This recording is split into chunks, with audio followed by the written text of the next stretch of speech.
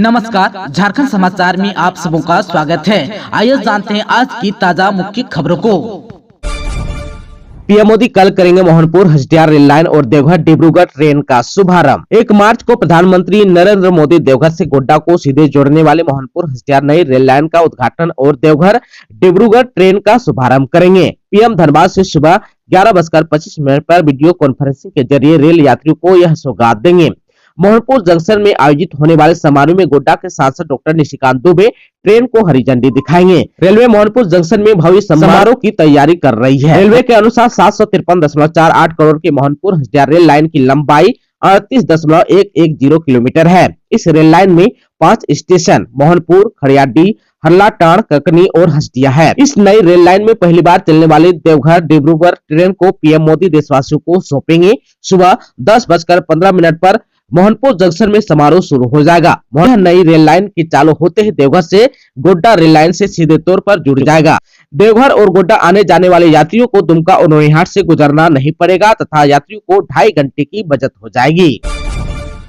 PM Modi के धनबाद दौरे को लेकर वायुसेना के हेलीकॉप्टर ने की ट्रायल लैंडिंग, तैयारियां अंतिम चरण पर। प्रधानमंत्री नरेंद्र मोदी के 1 मार्च को धनबाद में प्रस्तावित कार्यक्रम को लेकर वायुसेना हेलीकॉप्टर ने बुधवार को यहां ट्रायल लैंडिंग की। सुबह वायुसेना के हेलीकॉप्टर ने सिंदरी में नवनिर्मित हर्ल प्लांट में ट्रायल लैंडिंग की। 1 मार्च को पीएम इस प्लांट का उद्घाटन करेंगे। प्लांट के उद्घाटन के बाद पीएम बरवा अड्डा एयरपोर्ट पर आएंगे। यहाँ भाजपा की तरफ से आयोजित सभा को संबोधित करेंगे। सभा में धनबाद, गिरिडीह एवं कोडरमा लोकसभा क्षेत्र के लोग शामिल होंगे। आप सबको बता दो कि यहाँ भी वायुसेना का हेलीकॉप्टर दोपहर बाद एयरपोर्ट पहुंचा। यहाँ भी ट्रायल लैंडिंग हुई। इस दौरान जिले के बड़े प्रशासनिक एवं पुलिस अधिकारी मौजूद थे। एसपीजी के अधिकारियों ने भी इस दौरान स्थिति का जायजा लिया। ग्राम सभा से अनुमोदित सूची को ही आबुआ आवास योजना में मिलेगी प्राथमिकता। सांसदीय कार्य मंत्री आलमगीर आलम ने कहा कि ग्राम सभा से अनुमोदित सूची को ही आबुआ आवास योजना में प्राथमिकता मिलेगी। अगर ग्राम सभा से अनुमोदित सूची में किसी भी स्तर की गड़बड़ी की शिकायत मिलेगी तो उस पर कार्रवाई की जाएगी। श्री आलम ने विधायक लंबोदर महतो की ओर से ध्यानाकर्षण के माध्यम से पूछे गए सवाल के जवाब में यह बातें कही। विधायक लंबोदर महतो ने सदन को बताया कि ग्राम सभा से जो सूची अनुमोदित की जा रही है उसे हूबहू विभाग की वेबसाइट पर अपलोड नहीं किया जा रहा है। विभाग की वेबसाइट पर जारी सूची और ग्राम सभा से अनुमोदित सूची में अंतर है। उन्होंने लाभुकों के चयन में गड़बड़ी का भी आरोप लगाया है। रोटी कपड़ा के साथ अब मकान भी दे रही है सरकार, रामेश्वर उरांव ने कहा।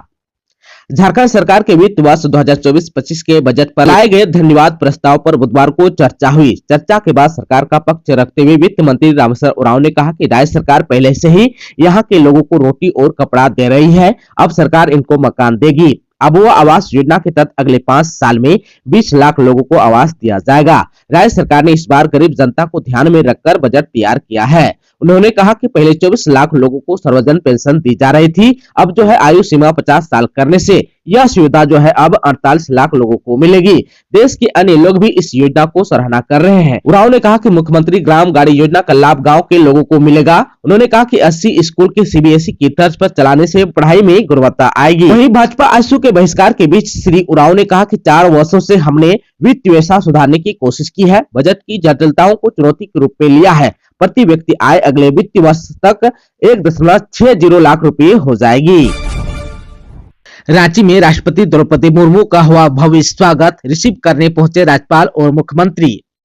राष्ट्रपति द्रौपदी मुर्मू झारखंड की राजधानी रांची पहुंची। सेंट्रल यूनिवर्सिटी ऑफ झारखंड के दीक्षांत समारोह में भाग लेने के लिए यहां आई महामहिम का बिरसा मुंडा एयरपोर्ट पर भव्य स्वागत किया गया। राज्यपाल सीपी राधाकृष्णन और मुख्यमंत्री चंपई सोरेन ने एयरपोर्ट पर उनका स्वागत किया।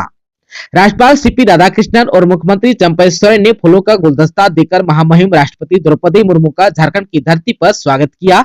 मुख्य सचिव एल ख्यांगते, झारखंड के पुलिस महानिदेशक अजय कुमार सिंह के साथ साथ अन्य पुलिस एवं प्रशासनिक पदाधिकारी ने भी राष्ट्रपति का स्वागत किया। मुख्यमंत्री चंपई सोरेन ने फूलों के गुलदस्ता के साथ साथ एक शॉल भी भेंट किया। राष्ट्रपति वायुसेना के विशेष विमान से सुबह 10:30 बजे एयरपोर्ट पहुंची। एयरपोर्ट पर उन्हें गार्ड ऑफ ऑनर भी दिया गया। उसके बाद सीयूजे के दीक्षांत समारोह में भाग लेने के लिए सीयूजे रवाना हो गए। सेंट्रल यूनिवर्सिटी के दीक्षांत समारोह में 3 विद्यार्थियों को चांसलर मेडल दिया। राष्ट्रपति के रांची आगमन की वजह से उनके यहां आने और जाने के दौरान रांची को नो फ्लाई जोन घोषित कर दिया गया था। इस दौरान किसी अन्य विमान ने रांची एयरपोर्ट से उड़ान नहीं भरी, न ही कोई विमान रांची के बिरसा मुंडा एयरपोर्ट पर उतरा। राष्ट्रपति द्रौपदी मुर्मू ने CUJ के स्टूडेंट से की समृद्ध और विकसित भारत के निर्माण में योगदान देने की अपील। राष्ट्रपति द्रौपदी मुर्मू ने झारखंड सेंट्रल यूनिवर्सिटी के स्टूडेंट से देश के समृद्ध और इसके विकास में अहम योगदान देने की अपील की।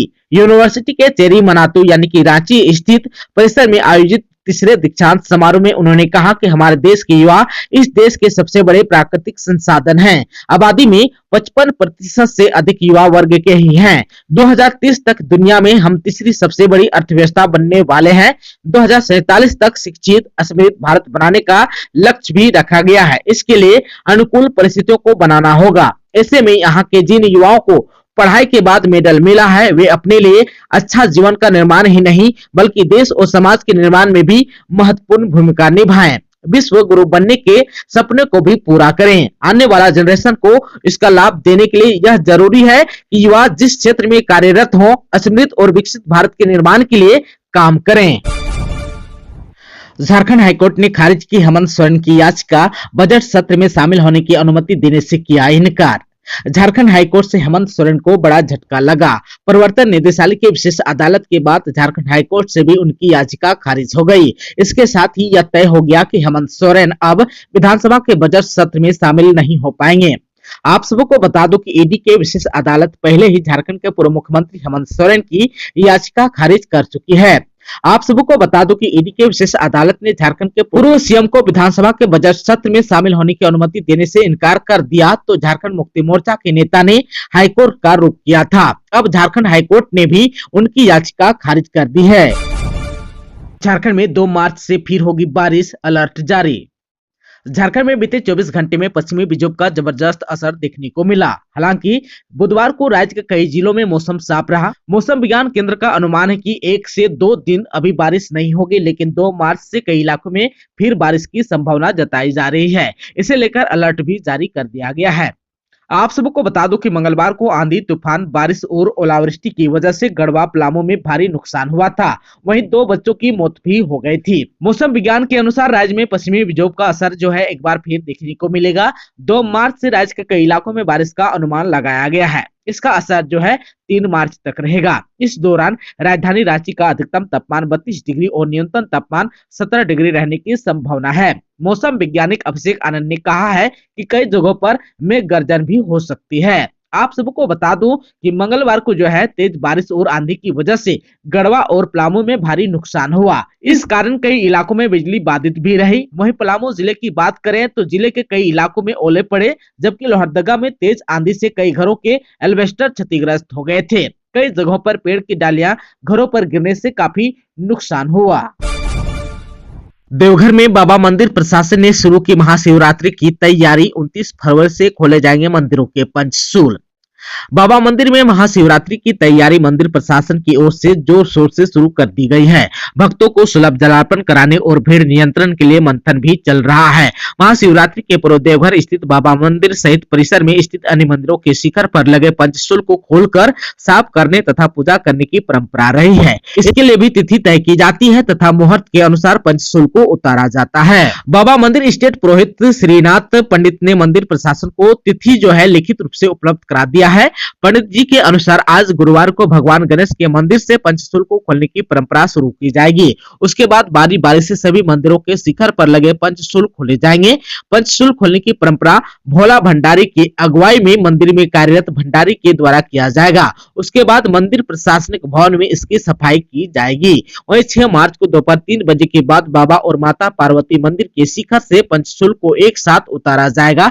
इसके पहले दोनों मंदिरों में लगे गठबंधन को खोला जाएगा। पंचशूल खोलने के बाद बाबा और माता के मंदिर के पंचशूल का मिलन कराया जाएगा। इस दृश्य को देखने के लिए भारी संख्या में लोग मंदिर में मौजूद रहेंगे तथा पंचशूल स्पर्श कर आशीर्वाद भी लेंगे। परंपरा के अनुसार 7 मार्च को राधा कृष्ण मंदिर के बरामदे पर सुबह 7 बजे से सरदार पंडा गुलाब नंद ओझा तांत्रिक विधि से बाबा बैद्यनाथ और मां पार्वती सहित सभी मंदिरों के पंचशूल की विशेष पूजा कर आरती के साथ पूजा को संपन्न करेंगे। इसके बाद गणेश मंदिर से पंचशूल लगाने की परंपरा प्रारंभ होगी। वहीं बाबा और माता के मंदिर में पंचशूल चढ़ने के बाद सरदार पंडा पहला गठबंधन चढ़ाकर गठबंधन चढ़ाने की परंपरा शुरू करेंगे। वहीं 8 मार्च को महाशिवरात्रि को रात में चतुर्थ प्रहर पूजा का आयोजन किया जाएगा। 5 मार्च को धनबाद से अयोध्या के लिए रवाना होगी अस्थायी स्पेशल। धनबाद से अयोध्या के दर्शन के लिए अस्थायी स्पेशल ट्रेन चलेगी। 20 यात्री कोच व 2 LSR के साथ चलने वाली अस्थायी स्पेशल ट्रेन को मंगलवार को पूर्व मध्य रेल ने हरी झंडी दे दी। यह ट्रेन 5 मार्च की शाम 5:50 से धनबाद के लिए रवाना होगी। ट्रेनों में लंबी प्रतीक्षा सूची को ध्यान में रखकर स्पेशल ट्रेन चलाने का निर्णय लिया गया है। वहीं इससे पहले 1 मार्च को ओडिशा के खुर्दा रोड से अयोध्या नगर के लिए अस्थायी स्पेशल ट्रेन चलेगी। टकलू लोहार हत्याकांड में शामिल शूटर और मुख्य षड्यंत्रकारी गिरफ्तार, कट्टा और गोली भी हुआ बरामद। जमशेदपुर जिले के सीताराम डेरा थाना पुलिस ने टकलू लोहार हत्याकांड में फरार चल रहे शूटर और मुख्य षड्यंत्रकारी को गिरफ्तार कर लिया है। दोनों आरोपी को पुलिस ने NH 33 स्थित मुखियाडांगा से गिरफ्तार किया है। गिरफ्तार आरोपियों में परसुडी थाना क्षेत्र स्थित नामू टोला निवासी सौरभ यादव उर्फ साहिल यादव उर्फ गोलू और कदमा थाना क्षेत्र के उलियान निवासी रघुनाथ मन्ना उर्फ रघु का नाम शामिल है। आरोपी के निशानदेही पर एक देसी कट्टा, 315 का एक गोली और 2 मोबाइल भी पुलिस ने बरामद किया है। बुधवार को SSP किशोर कौशल ने बताया कि 1 फरवरी को सीताराम डेरा थाना क्षेत्र के पांडे घाट स्थित चौधरी होटल के सामने हुए चर्चित टकलू लोहार हत्याकांड में शामिल 2 फरार शूटर एवं एक षड्यंत्रकारी को गिरफ्तार किया है। रांची के रातू में महिला पारा टीचर से 1 लाख रुपए की छिनतई। झारखंड की राजधानी रांची के रातू थाना क्षेत्र में एक महिला सहायक शिक्षक यानी कि पारा टीचर से दिन दहाड़े 1 लाख रुपए की छिनतई हुई। घटना रातू थाना क्षेत्र के फुटकल टोली के समीप हुई। बाइक सवार 2 अपराधियों ने इस घटना को अंजाम दिया। रांची के हेहल जामुन टोली निवासी सहायक शिक्षिका मीना तिर्की थैले में 1 लाख रुपए लेकर जा रही थी। इसी दौरान रास्ते में बाइक सवार 2 लोग आए और झपटा मारकर उनका थैला लेकर फरार हो गया। थैला झपटने के बाद दोनों अपराधकर्मी हाजी चौक की ओर भाग गए। इस संबंध में थाना में अज्ञात अपराधियों के खिलाफ छिनतई का मामला भी दर्ज कराया है। पुलिस क्षेत्र में लगे CCTV फुटेज को खंगाल रही है। आप सबको बता दूं कि फरवरी के महीने में यह तीसरा मौका है जब बैंक से पैसे निकाल कर जा रहे किसी व्यक्ति से इस तरह की छिनतई हुई है। धनबाद के झरिया में 3 लाख रुपए की छिनतई। बेटी की शादी के लिए कृष्णा ने बैंक से निकाले थे पैसे। धनबाद जिले के झरिया थाना क्षेत्र में बुधवार को यानी कि 28 फरवरी को दिन दहाड़े 3 लाख रुपए की छिनतई हुई है। बाइक सवार 2 युवकों ने इस घटना को अंजाम दिया।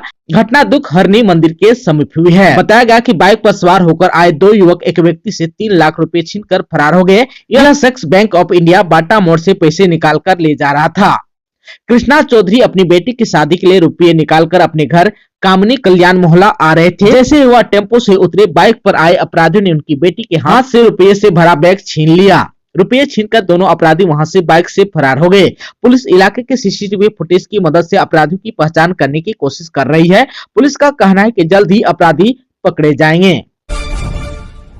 वृद्ध अपाहिज महिला के साथ दुष्कर्म मामले में दोषी करार, सजा पर सुनवाई 29 को। रांची में 59 वर्षीय अपाहिज महिला से दुष्कर्म करने के आरोपी सूरज उरांव को अपर न्यायायुक्त SM शाहजाद की अदालत ने दोषी करार दिया है। अभियुक्त की सजा के बिंदु पर अदालत ने 29 फरवरी को सुनवाई करेगी। आप सबको बता दें कि यह घटना जगन्नाथपुर थाना क्षेत्र में 6 सितंबर 2018 को हुई थी। उस दौरान पीड़ित महिला घर पर सो रही थी। आरोपी ने घर का दरवाजा तोड़कर घर में घुसकर दुष्कर्म की घटना को अंजाम दिया था। अभियुक्त ने पीड़ित महिला को इस घटना की जानकारी किसी को देने पर जान से मारने की भी धमकी दी थी।